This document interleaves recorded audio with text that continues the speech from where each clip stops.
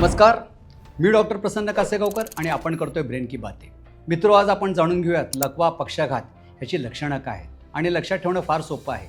लक्षात ठेवा BEFAST, बी fast. त्यातलं टी फार महत्त्वाचं आहे, हे तुम्हाला लवकरच कळणार आहे. बी म्हणजे बॅलन्स, पेशंटचा अचानकपणे तोल जायला चालू होतो एका दिशेने. ई म्हणजे आईज, म्हणजे पेशंटचा डोळा खाली येतो किंवा पेशंटला डबल दिसायला चालू होतो. एफ म्हणजे फेस, पेशंटचा चेहरा एक साईडनी खाली उतरतो किंवा पेशंट हसला, बोलायचा प्रयत्न केला तर पेशंटचा चेहरा एका दिशेने ओढला जातो. ए म्हणजे आर्म, ज्याच्यामध्ये पेशंटची हाताची ताकद कमी झालेली असते, त्याला बोटांचा वापर नीटसा करायला जमेन असा होतो. एस म्हणजे स्पीच, पेशंटची वाचा फरक पडते, म्हणजे त्याच्या बोलणं थोडंसं जड होतं.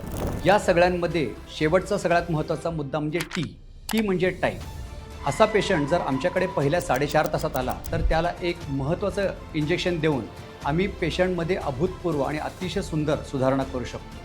तर मित्रहो, लक्षात ठेवा, बी फास्ट.